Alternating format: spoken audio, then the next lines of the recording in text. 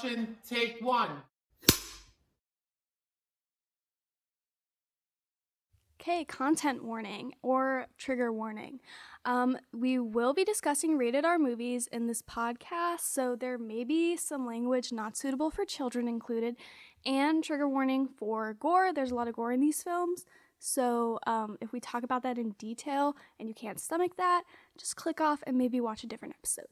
Thanks. Hello, everyone. Welcome to the Augusta University Media Production Club podcast. This is the first episode, and today we have Professor Matthew Buzzell of the Department of Art and Design. Hello. How Hi. are you? I'm doing great. How are you? I'm great. It's great to be here with you both. It is awesome to be here. Yeah. So, there is a double feature on Saturday. Can you tell us a little bit about that? Yes, I can tell you a little something about that. Besides being the Associate Professor of Film in the Department of Art and Design, I'm also the Director of Programming for the Cinema Series at Augusta University. And that is our ongoing screening series that happens throughout the academic year, where we screen all kinds of wonderful films, independent films, documentaries, classic films, cult films, you name it. And we screen these for students, faculty, and staff, and of course, the community here in Augusta. Every year, right around the same time near Halloween, we do a double or sometimes triple feature of classic horror films. And this year, we are screening two by one of the indisputed masters of horror cinema, Mr. John Carpenter. And we are screening at 7 p.m. The Thing from 1982, and at 9 p.m. The Fog from 1980. We also have some other fun things happening that night. We're going to show some vintage horror film trailers, and we have some giveaways. We have some brand new Cinema Series swag, some of which will go to students in costumes, and some of which will go to students that show up early. So if you want to get some of this new Cinema Series swag, it features our brand new logo. Be sure to be there. Well, I know someone will definitely be showing up in a costume. That's great. Well, the thing is if you have a big night planned on Saturday, and a lot of people do, it's a big go out on the town night. The cool thing is you can come to the 7 o'clock screening and still go out on the town, or you can stay for both. Mm-hmm. It's always fun, and it's one of our most popular events. So how did you land on The Thing and The Fog? That's a really good question. We've done so many different types of horror films over the last 10 years, and some of them, they all kind of skew towards cult films, meaning films that were not necessarily huge successes when they were originally released, or they're films that flew under the radar, or they're international films whose reputation has built over a number of years. And it gets more and more difficult every year to find films that I think will play well, films that perhaps stand the test of time and aren't offensive in any way. Time is making us look at our culture and our art in a different way. And so there is, even with horror films, I have to be very careful in choosing the films that we screen. I've never shown any films by John Carpenter. I've had a few requests. And so I'm always looking at films, trying to figure them out. It's not an easy process, Sarah. It's very, very difficult work. It keeps me up at night. I'm not joking. I can only imagine. If it wasn't The Fog or The Thing, what other options would there have been? Well, I'll tell you, I was working on trying to screen George Romero's Dawn of the Dead from 1979, I think, or is it 77? I can't remember which year that film came out. Might be 78. If anybody wants to look it up for me, that would be great. But that would be George Romero's sequel to the 1968 Night of the Living Dead. And it's an incredible film.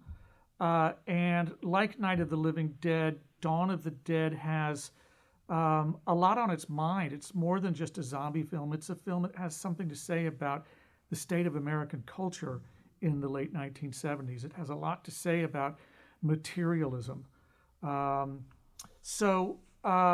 But unfortunately, that film is kind of in a bit of a knot in terms of its rights.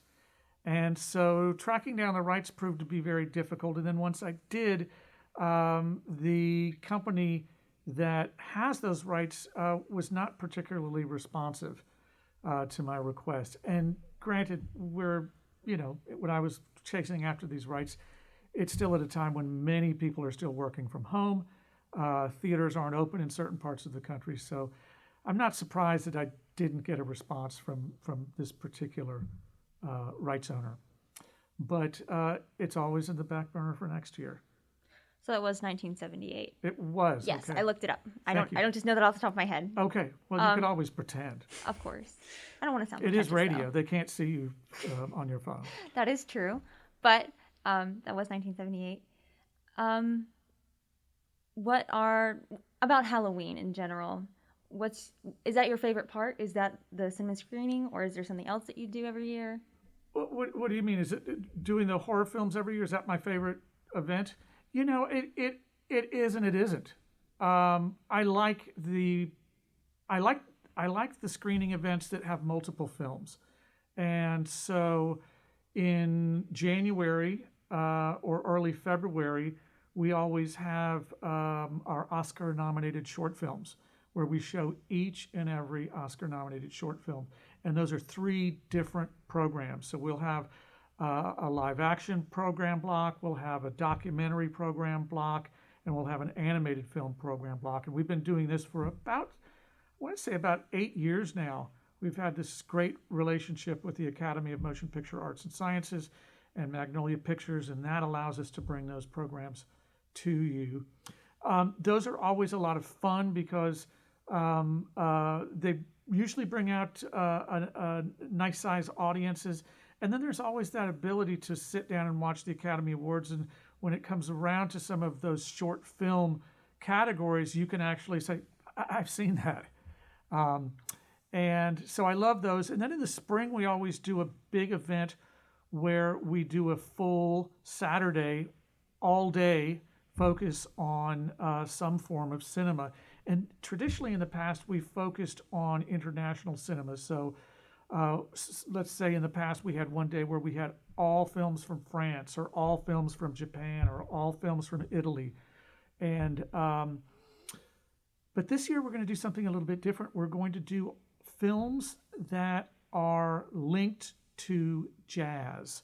So we're going to do, we're going to have some documentaries about jazz and jazz musicians, some performance films, but we're also going to have some narrative films that have a significant jazz soundtrack or significant jazz score. So, and we're going to try to do some extra special things too between the films. So in the past, we've had food and drink and performance, and I think this year we're going to try to at least have some live music as well. So lots in the works for that event, and that'll be in April. Okay. So what's your favorite thing about Halloween? Gosh, that's a really good question. Well, it's not trick-or-treating anymore. As much as I loved trick-or-treating, and it's not making my own costume anymore. I haven't done that much of late. I did a few years ago. I had a pretty nice costume. But it's the cinema series for me. I mean, it's kind of my big event. And it's fun to, hunker down in the theater and watch a couple of films back to back and watch some pretty wacky film trailers and, just socialize a little bit. It's a fun event. And that's really what the Halloween programming is about. I mean, I'll be honest, sometimes we have shown some pretty serious films. For example, when we showed Night of the Living Dead, George Romero's film, that's a yes, that's a horror film, it's a zombie film, but it's also a pretty intense cultural mirror, of what was happening in our country in 1968. There's some major cultural significance tied to that film, and there's a lot of things that are pretty deep and pretty meaning if you look at that film in a sincere way. But primarily, the Halloween screenings are kind of a fun time. Let your hair down a little bit, wear a costume, scream a little bit. Do you enjoy those kind of deeper meaning movies? Because it seems like from what you've been saying, a lot of these movies that you select have like kind of meaning that can be related back to our society as a whole. Is this like something that you look for when you select films, or is it just something that just... It is. It is something that I look for because I think the cinema series functions as something unique and special. There's nothing wrong with going to the movies for escapism. I go to the movies for escapism, and I love popcorn movies. I love going to them. But I like to balance that out, too, with films that reflect who we are, that reflect our culture, that make me think and feel or challenge me. And those films, by and large, don't make it to the multiplexes. And so the cinema series offers something a little bit different. It offers that balance. And there are a lot of incredible, thoughtful filmmakers at work all around the world. And many of their films kind of vanish into the ether. And I'm trying to do my part to make sure that doesn't happen. Mm-hmm. I mean, I personally think that those kind of films are the most interesting ones, because at the end of the day, if you don't talk about the film afterwards, what's the point of going to see the film? If there's not a deeper meaning that you can't discuss, or that doesn't challenge you to really think outside the box, then was it really a successful film? I mean, a lot of the films these days that are really popular are films that are enjoyable. They're good techniques and shots and those sorts of things, but they're just fun. And once you watch them once, there's no real point to watch it again because you've seen the movie. There's no deeper way to think about it. And that's sad for me, because as a person who likes to really think about things and think about the deeper meaning behind things, I'm really enjoying the cinema series and the fact that it gives me the opportunity to see films that has a deeper meaning to it. Well, you just made my day. That's exactly what I love to hear. That's exactly why the cinema series exists. Mm-hmm. So tell us a little bit about the Thing and the Fog. Like, obviously not spoilers, but like, what can people expect if they haven't seen them before? And what kind of questions should they be asking themselves after the film is finished? Oh my gosh, these are impossible questions. Well, I'll just say this. I think I should really just mention a little something about John Carpenter. And John Carpenter is, we think of him now as, for those people that are kind of film enthusiasts, in particular horror film enthusiasts, John Carpenter's up there on this mantle of horror masters. But the truth is that John Carpenter is, he's a director, yes. He's a screenwriter, yes. He's a composer of music as well. But he's really an independent filmmaker. And he's a filmmaker that came out of that early 1970s tradition that really kind of launched the new Hollywood era, where we saw kind of the old guard of Hollywood's kind of being shifted aside and younger voices kind of stepping up to the foreground and shaping American cinema kind of from the sidelines with independent productions that then proved themselves at the box office. So John Carpenter began his career with a couple of films, neither of which were horror. One of them was a science fiction film, Dark Star, and the other was a thriller. So more of a kind of a, I don't want to say action thriller, but, and then, of course, in 1978, he directed Halloween. And Halloween was a tiny, low-budget, independent film. And it set the box office ablaze. And so what he accomplished with that little film is pretty significant. And And then he was able to continue to work as an independent, but he also was able to work with some of the major studios as well. And The Fog is one of those independent films. It was not a successful film. And in some regards, Carpenter has said that it's perhaps his least gratifying film. And this is a film that required a lot of reshoots, but it did pretty well at the box office when it was originally released, but it didn't do gangbusters business. This is one of those films whose reputation has grown over time. And, to be honest, it's not my favorite John Carpenter film. Yeah. But it's a film that many people love because they remember seeing it back in the day, or they remember seeing it on late night television. And it's very much of its era.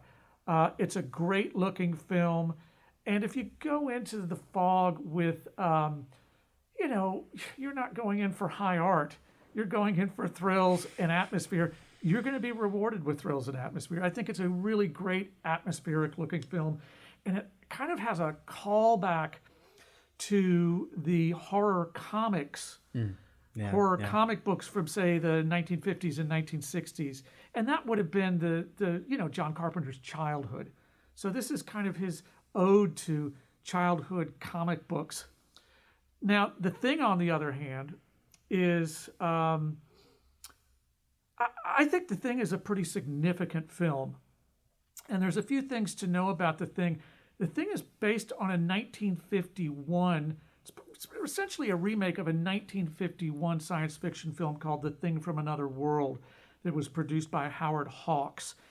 And Howard Hawks was a filmmaker, producer whose films Carpenter admired growing up. And so this is a film that he loved as a kid, that once his career, reached a certain intersection, he was able to do this remake of. And this is a film that had most of the trappings of a studio picture. This is a huge budgeted film for him. And the film did well critically, but it didn't do very well at the box office. This was a film that was released in the summer. And it was released opposite E.T., of all films, which was a huge summer hit. So The Thing is one of those films that, has long legs. But it's also a film that has, it has a kind of a Cold War paranoia that's kind of injected into the storyline. That's one of the things that I think makes the film relevant today. Yes, it's a horror film. Yes, it's a science fiction film. But there is something in there that has something to say about, how we look at each other, how we treat each other, how information circulates. So there is something a little bit more to The Thing. And it's a much beloved film. I know a lot of people that are excited to come and see The Thing on the big screen. And the good news is, for both of these films, we're going to be showing recent 4K restorations of them. So the films are going to look great. And if you have memories of seeing them on late night television or on cable, it's not going to look like that. They're going to look as good as they possibly can. Okay. Beautiful. Okay. I might say. And I do want to actually, I love the fact that you talked on Halloween from John Carpenter, and the fact that he made that movie, and the fact that his legacy from making that movie in 1978 is still continuing to this day with the most recent Halloween Kills. Yes. And I mean, that just goes to show how up there he is, and how his ideas from so long ago is still ingrained in our society and our community as a whole. And I mean, yes, his ideas were good, but I kind of want to touch on how the films were then compared to now. There's a very big difference in them, in the sense that back then it felt like there was more meaning behind them, like there was a lot more thought put into them, rather than the films that are done now are very poorly done, in my opinion. And I mean, is that your take on them? Have you seen the recent ones on that? No, I haven't. I haven't seen the recent Halloween films. I'm not really a big fan of contemporary horror films. There's a few that I've seen that I think are effective, and I'll try to think of them off the top of my head. I'm thinking of a film called It Follows from a few years ago that does have something that you can find in it that has a deeper, interpretive possibility. I'm also thinking of a pretty brilliant but shocking film called Under the Skin. It starred Scarlett Johansson. That is a completely terrifying film in almost a Stanley Kubrick's I way, remember watching that. but That it's was... so wildly open to interpretation. I really love that film. But to be honest, the original Halloween is not a deep cinematic experience, and I saw that film unbelievably when it came out in 1977 78. 1978. I would have been 13, too young, and my aunts took me to see that, and I don't think my parents would have been cool with that. But it scared me. It really scared me. It terrified me, and it still has that power to scare me. But what's so interesting about that particular film is that, yes, there is violence, there is gore in that film, but it's not gratuitous. And today we're so used to potentially gratuitous violence and gore in horror cinema. And I guess I veered off the path of having any kind of interest in contemporary horror film really in the 90s and late 90s and early 2000s, when you saw films like Saw or Hostel, films that portrayed human suffering and torture. That's not horror to me. That's just exploitation, and I really think that kind of ruined horror cinema. Also the jump scare is also kind of, it's kind of they're fun. I'm the guy in the theater when a jump scare happens. I'm the guy who screams. I mean, literally scream, popcorn flying everywhere, and then everybody laughs at me. That's me. Yeah, jump scares are just easy. I feel like they're just too easy to do. They're expected. We've grown so accustomed to them. Like, for me, when I watch a horror film these days, you can tell when a jump scare is coming up. And I mean, I guess our for us, we're so desensitized to horror that it's you have to figure out something else to do. Well, for me, I'll tell you, I'll give you an example. I went to go see It in the cinema. Loved It. And in the opening scene, we see these little eyes down in the sewer and this little voice coming out of the sewer. It's terrifying. Absolutely terrifying. But shortly thereafter, they revealed the monster. And it was no longer terrifying the more and more you saw it. And they kept trying to make it more terrifying by adding more teeth or, but it didn't have the same effect. And so for me, it's not what you see that's scary. It's what you can't see that's scary. It's when you're in that dark room and there's just some little strange sound and you don't know where it's coming from. That's scary. Yeah, I think films try to resolve things. They just try to have, they try to solve these puzzles when what's really terrifying is when you can't solve it.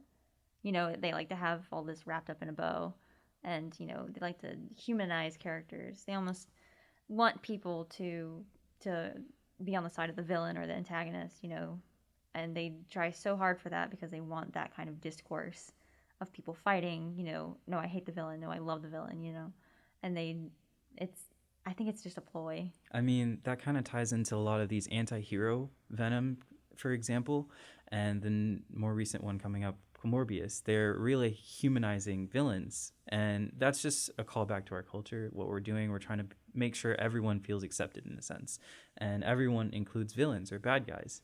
And you really see that in cinema and series, movies these days, and how they're taking characters that we grew up, or older people grew up hating because they were bad or the enemies of their heroes.